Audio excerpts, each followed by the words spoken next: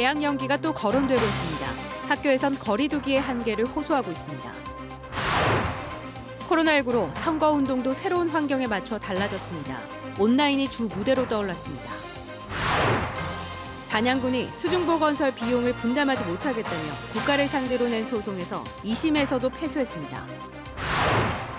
청주에서 구조된 붉은 여우가 소백산에 방사된 개체인지를 밝히기 위해 유전자 검사가 실시됩니다.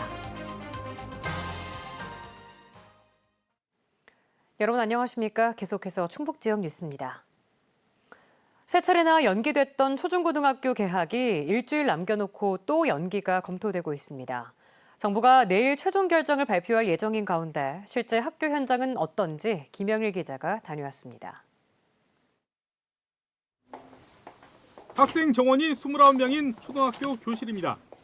개학을 앞두고 혹시라도 있을지도 모를 코로나19 감염 예방을 위해 책상 간격을 가능한 한 넓게 배치했습니다.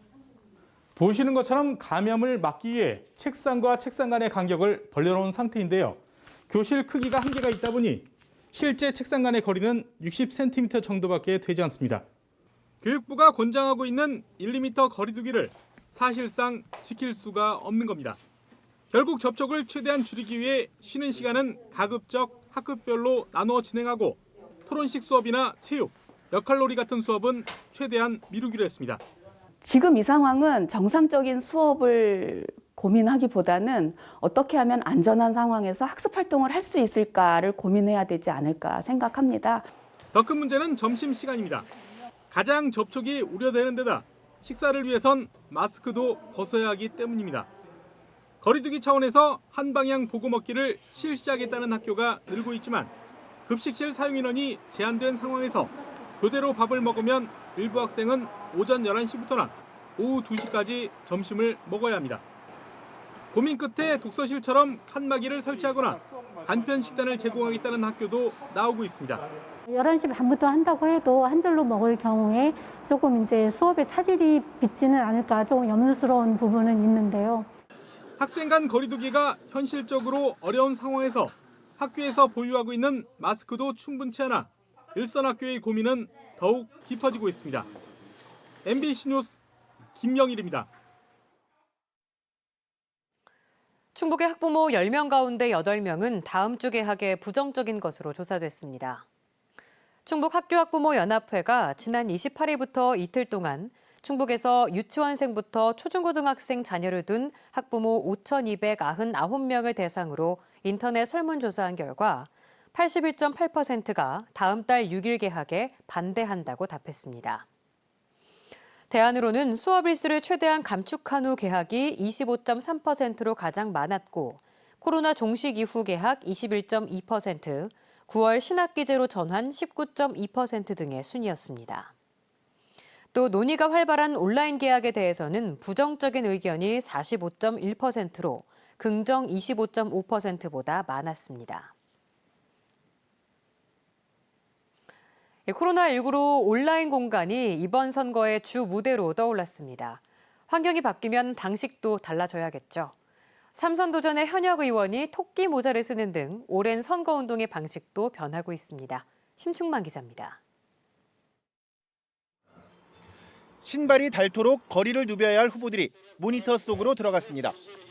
최대한 많은 지지자와 언론을 동원해 세를 과시했던 출마 선언부터 차분한 온라인 인터뷰로 바뀌었습니다. 정치적 이유로 여러 사람을 모아서 출마 선언을 하는 것은 적절치 않다고 봤습니다. 사회적 거리두기로 온라인이 이번 선거운동의 주무대가 되면서 구름 인파만 찾아다니던 선거운동도 나홀로 행보로 달라졌습니다.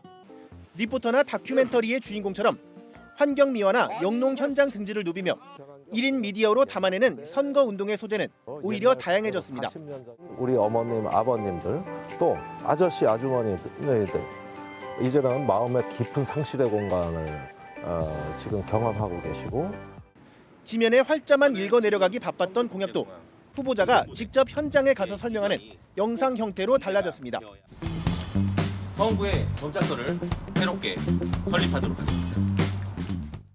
그러나 급변한 환경에 적응해 부랴부랴 유튜브나 SNS 계정을 급조한 데다 형식과 내용마저 진부하다 보니 터무니없는 도달률, 즉 봐주는 사람이 적다는 게 문제입니다. 그래서 장기 자랑도 해보고 이런 나 다시 한번 해보는 거야. 온라인에 걸맞는 말투며 복장까지 과감한 변신도 마다하지 않습니다. 떡금떡금 박떡크입니다. 구독과 좋아요를 꼭. 선뜻 다가서지도 못하는 유권자들에게 선택을 받아야 하는 21대 총선. 전례가 없는 낯선 경쟁의 무대에서 새로운 선거운동의 방식이 싹트고 있습니다. MBC 뉴스 심충만입니다. 21대 총선 충주 선거구에 출마하는 후보 4명이 공명선거를 다짐했습니다.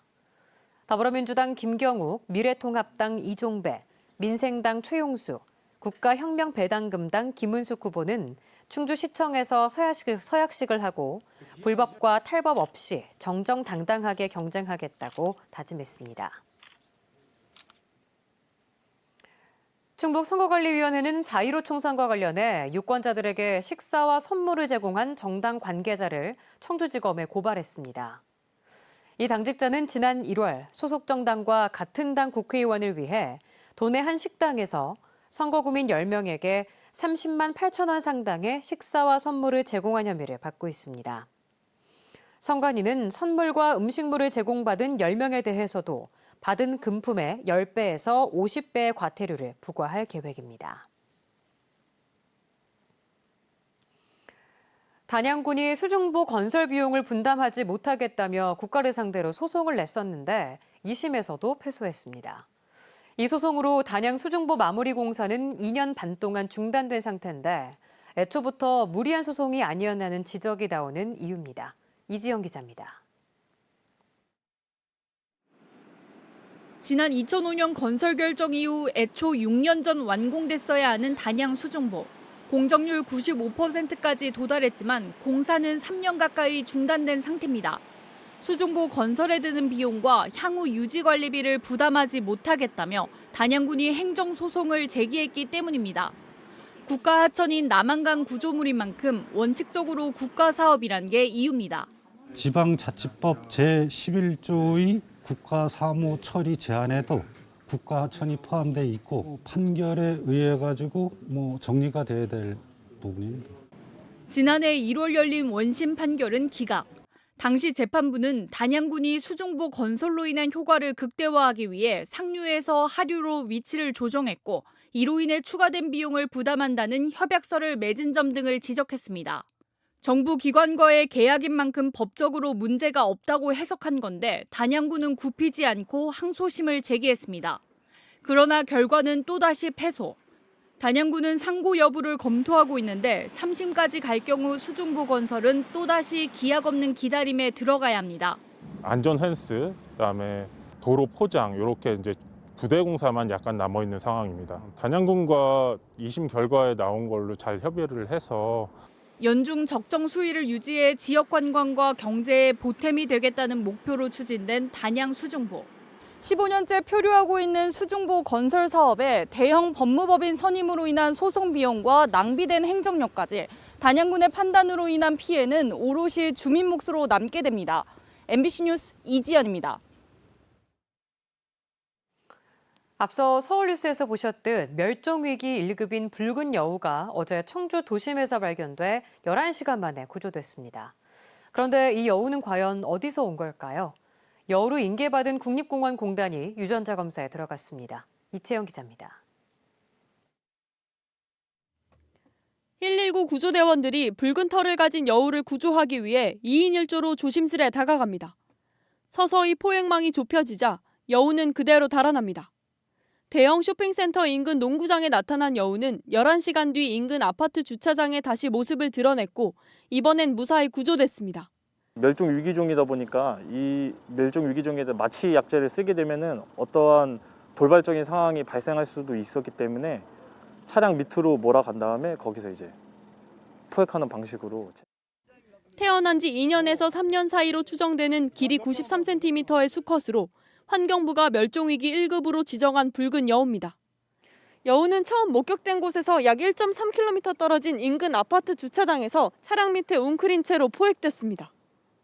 구조된 여우를 인계받은 국립공원공단은 유전자 분석에 들어갔습니다. 국립공원공단이 소백산에 방사한 여우인지 아니면 개인이 키우다 버렸거나 탈출한 여우인지 밝혀내기 위해서입니다. 구조된 여우에는 방사한 여우와 달리 추적기가 달려있지 않았지만 추적기가 떨어졌거나 야생에서 태어났을 가능성도 배제하지 않고 있습니다. 방사한 개체 중에 새끼가 태어나서 활동하고 있는 것들을 감안해서 지금 분석하고 있습니다. 특히 지난 24일에 세종시에 나타났다 사진만 찍히고 사라진 여우와의 연관성 여부도 조사하고 있습니다. 2012년부터 지난해까지 소백산 일대에 방사된 여우는 모두 54마리. 유전자 검사 결과가 나오는 2주 뒤면 도심에 나타난 여우의 비밀을 푸는 실마리가 어느 정도 나올 것으로 보입니다. MBC 뉴스 이채연입니다. 충북도 의회가 코로나19 긴급 재난생활비 지원이 담긴 충청북도의 2차 추경 예산안을 확정했지만 정부의 지원 대책이 발표되면서 시행 시기는 늦춰질 전망입니다. 당초 충청북도와 각 시군은 2차 추경을 통해 1,055억 원이 확보되는 대로 23만 7천여 가구에 최대 60만 원씩을 지급할 계획이었습니다. 하지만 정부가 대상과 범위 등을 넓히고 80%를 지원하겠다고 발표하면서 먼저 지급하지 않고 확보한 지방비를 지자체 부담분으로 활용하기로 했습니다. 이에 따라 긴급 재난생활비 지급 시기는 정부에 맞춰 총선 이후가 될 것으로 보입니다. 코로나19 여파로 충북의 3월 소비자 심리지수가 11년 만에 가장 큰 폭으로 떨어졌습니다. 한국은행 충북본부 조사 결과 3월 소비자 심리지수는 79.3으로 지난달에 비해 15.4포인트나 떨어졌습니다. 한국은행은 현재와 같은 방식으로 조사한 2009년 이후 가장 큰 하락폭이라고 설명했습니다. 소비자 심리지수는 생활형평과 가계 수입 전망 등의 개별 지수를 반영한 것으로 과거 평균치를 기준값 100으로 잡고 넘으면 낙관적, 낮으면 비관적임을 뜻합니다. 내년부터는 청주에 이어 충주도 고등학교가 평준화됩니다. 충청북도 교육청은 내년 충주 지역 고등학교 신입생부터 내신 성적을 4개 군으로 나눠 6개 고등학교에 배정하는 내용의 고입 전형 계획을 확정했습니다. 도교육청은 또 자유학년제 도입으로 올해 중학교 3학년부터는 1학년 내신 성적이 고입 선발 과정에서 반영되지 않는다고 설명했습니다. 차세대 방사관 가속기 유치를 위한 충청권 유치 추진위가 출범했습니다. 이시종 충북지사 등을 공동대표로 충청권 4개 시도와 정치권, 대학과 연구기관 등 100여 명으로 구성된 추진위는 구축 대상지가 결정되는 5월 초까지 마지막 한 달여 동안 대정부 설득에 나서기로 했습니다. 방사관 가속기 유치 추진위는 사회적 거리두기 운동의 일환으로 별도의 행사 없이 출범했습니다. 기초과학지원연구원은 방사관 가속기의 생산 유발 효과를 6조 7천억 원, 고용 창출 효과 13만 7천 명으로 전망했습니다. 청주 지역 올해 첫 아파트 청약률이 평균 2.4대 1의 경쟁률을 기록한 가운데 시장에 대한 분석이 엇갈리고 있습니다. 한국감정원 청약 시스템에 따르면 청주시 탑동 힐데스하임이 지난달 말 1,090가구에 대한 1, 2순위 청약을 받은 결과 2,600여 명이 신청해 평균 2.4대 1의 경쟁률을 기록했습니다. 부동산 업계에서는 지난해 불었던 분양 열기가 꺾였다는 분석과 코로나19 사태를 고려하면 선전했다는 평가가 엇갈리고 있습니다. 청주시가 위축된 경기를 활성화하기 위해 충전식 청주사랑 상품권 청주페이 발행액을 확대하기로 했습니다. 청주시는 발행 규모를 당초 100억 원에서 900억 원으로 늘리고 600억 원까지는 인센티브를 현행 6%에서 10%까지 확대할 계획입니다. 지금까지 충북 지역 뉴스였습니다. 고맙습니다.